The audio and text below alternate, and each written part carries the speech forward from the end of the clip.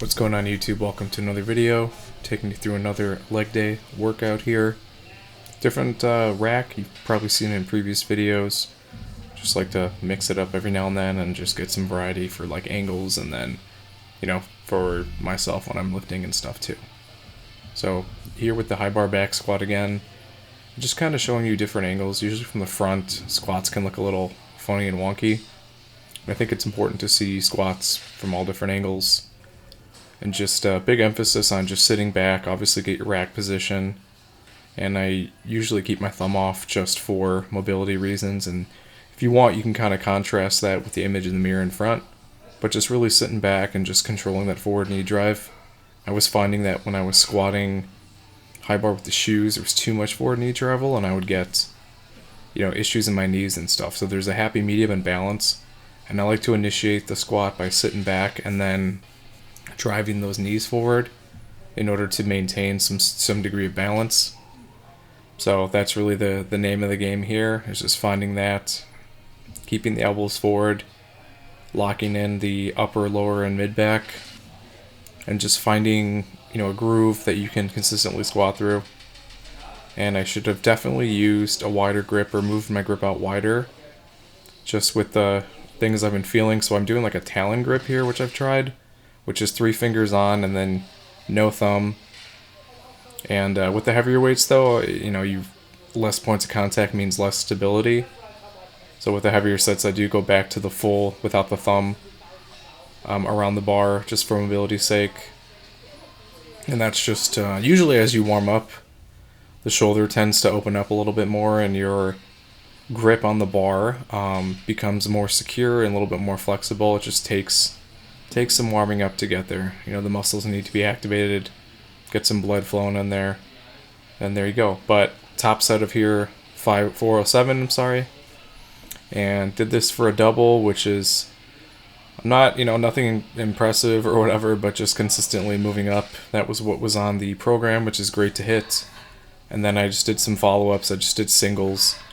Usually the top set, the resounding, recovery after the fact, I almost feel it almost immediately. So my positioning on the squat, especially with the rack position, I feel like I had another rep in here, but just didn't want to risk that. That's why I threw the wrist wraps on. Can just help provide the stability, and then just dealing with all that weight in the, being supported. Obviously, you don't want to support 100% of the weight with your arms and forearms and everything like that.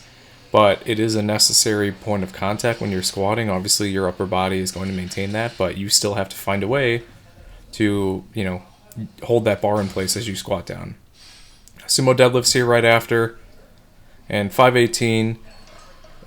These were a little rough, I'm not going to lie, right at the lockout. I feel like I was losing it, but I did get it for a triple and then did some back off, so that's fine. When you can still move weight on days where you're not feeling like your usual self, it's kind of nice, honestly, to have that in your back pocket and just kind of go from there. So, different angle here and just really showing the struggle there. Yeah, you can see the major taper off whenever I do my 3 reps versus my back offs of the same weight. I probably could have eked out a third here, but it just wasn't feeling that way, so usually I'll cut them. And then just back with the leg extensions here. Threw the leggings on just because it was cold. It's good to be warm, at least for me when I'm lifting. You can kind of expedite your warm-up when you've got enough blood and stuff flowing through. So that's really been a big thing of mine. And it does make some lifts different, a little bit difficult. I find if you're wearing any sort of fabric against these like pads with the, I don't know if it's vinyl coating or whatever, there's like a slippage, and I don't like that, so I'll hike up pants. You get skin on pads, so it's a little bit more stable. And then just more close grip upper body work, really working that back. And this is reminiscent of like a chin up type of grip, just to kind of mix it up, because usually I'll do with your palms facing forward on the wider stuff. So just stimulating the same muscle groups, but different angle, different type of technique, just to get some variety and to not do the same thing over and over again. And then really liking the unilateral cable row. Honestly, I prefer this one over the other one. There's slightly a downward angle, so you're kind of pulling up an incline, which is kind of cool. Just a better contraction. And you'll kind of see here in my back, I like to go the full range of motion, so I'll actually let that cable travel forward here, and then I'll row back. And obviously, judge your tension based off of how you want. You know, you can pull slower, faster, but, you know, coming to the conclusion of this workout here, just basically trying to get through and get the motions down. And this was 10 plus reps with, you know, both sides, so you gotta factor in the fatigue there. And you'll see the workout at the end of the vid. I'll show you the weights and reps and stuff on there. I don't always remember, because some of these are in the past. But really focusing on the contraction, really trying to pull with that elbow and kind of keep it in line with my obliques to kind of follow that range of motion, so you're kind of crossing over that plane, and that's really how you get the nice contraction in the lat. So sometimes people are just kind of rowing, you know, in a straight line. You really want to come across the body to really get that stretch. You know, you can see it activated here, and then really just pulling. You can do a little bit of a squeeze, but getting those reps in is important. And back is something it's hard to find a mind-muscle connection to, but for me, it's just like a default setting for me. I've never really had any issue building my back. In fact, it's probably been the strongest body part that I have, my lats all together. So it's allotted me time and you know, effort to be able to do heavier lifts with that support without having to worry about such things, but you still should be careful and try to maintain as much, you know, proper form as you can. So here's a better angle of the stretch. Kind of lean forward, and then you can do kind of a little twist motion. Naturally, it just feels better to me, so I'll do that. Is there actual additional activation? Maybe.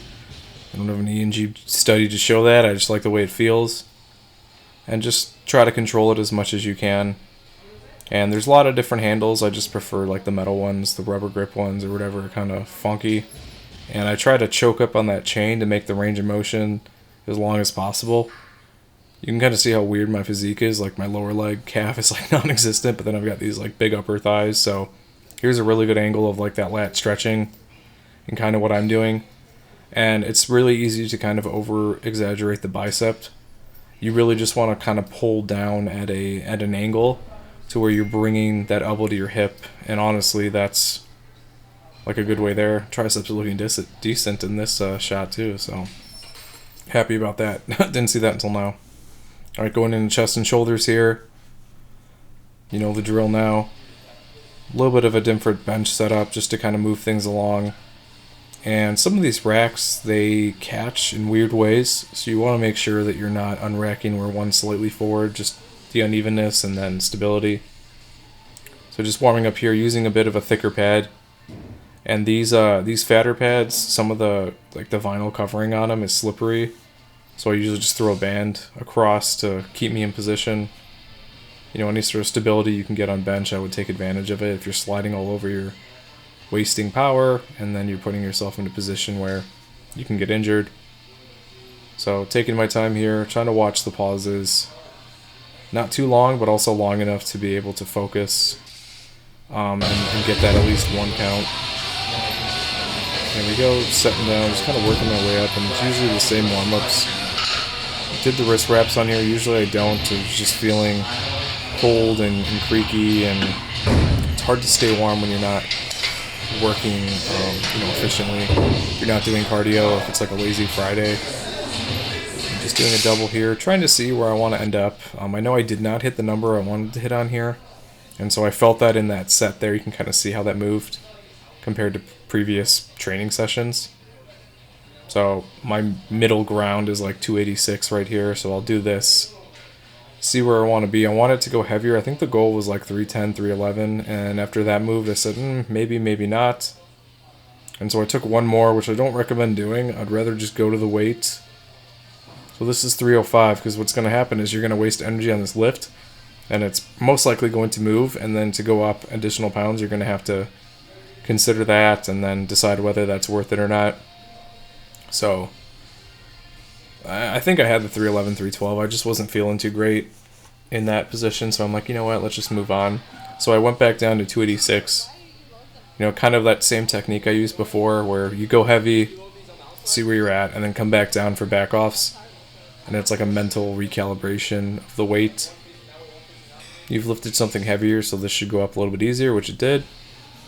And just more angles, I just decided to stay at this weight for doubles. And you can kind of see here, just really pausing and then just trying to press as much as I can. Just going through and putting some indentation into that bench for sure. But I find the thicker the pad, you know, the more surface area, the easier it is for you to kind of drive and get some power out of it. So warm-up set here of the 80s. And then going over here, 90-pound dumbbells. These didn't feel too bad. The benches are interesting. It's just kind of hard to find your groove, putting your feet in the right spot, and then finding an ideal position to press from. But yeah, I mean, these are really good form on here. They felt like heck when I was doing them, but I was motivated to kind of work through. I was definitely getting to that point and period where fatigue was starting to set in, and it may have been time to think about a deload or wonder if I could make it to the deload. And then just more reps here, different angle, just kind of showing you, try to be as even as possible and kind of touch the same spot. I prefer touching the chest and just full range of motion on dumbbell stuff. It's a lot harder on the shoulder presses, like with the higher incline. So I just do what I can, but at least with bench and chest, you know, full range of motion on chest is a great way to get a contraction, also for safety reasons. If you start shortchanging your chest presses and then you go past that range of motion you're used to, that's when tears and injuries and stuff like that occur. So let's get what you can and kind of go from there. And then back to cable flies here. It's easier to manipulate the angle, I'm finding. You kind of have to jerry-rig stuff and figure out where's the best point for you to contract on. But you can rotate the elbows, and with the cables, there's a lot more leeway than with dumbbells where you're kind of like locked in and you need to make certain points of contact in order to be able to get the contraction. So these have always been a favorite of mine. And I did experiment away thinking I wasn't getting the same contraction that I wanted to. But you'll see here on this angle, it's a nice all-encompassing movement. And you can always adjust the weight. It's easy to do drop sets and stuff on this. It's easy to change, you know, you could throw an incline bench in there, you could throw the decline, which is I've done before in the past, and it's always fun to be able to do all that kind of stuff. So variety is key. Sometimes it gets boring to do things, but you know, these are the lifts that I found that get the most amount of activation and are worth it long term. So a little bit more of an angle here and just kind of showing. Sometimes it's hard for me to get my elbow where I want to be just with benches and stuff when you've got like big lats and a big chest and everything. It's just kind of hard to work around that, so you just got to make do with what you have. And then you know, just find a way to progress and work your way up from there. And then the cable rear delt fly here, just trying to work through the motions, get as much contraction as I can without crossing the cables, which I've done before. Not a fun thing. Takes a little bit of practice to get the right contraction and figure out how bent over you want to be. But yeah, that's the workout. Hit everything. Had a good one. Alright, like, comment, subscribe. See you in the next one. Thanks for watching the latest video. If you want to help support the channel, I actually own my own wet shaving and grooming e-commerce website where everything's handmade by me. It's www.apexsoaps.com, and you can get a 10% off code using wet shaver. We've got some cool scents here. We've got some Coca-Cola scents, a horchata scent, traditional barbershop, just some really cool stuff, and you can purchase samples or you can buy the whole set. If you have any questions, feel free to reach out via email. Be quick to respond. Thanks for watching.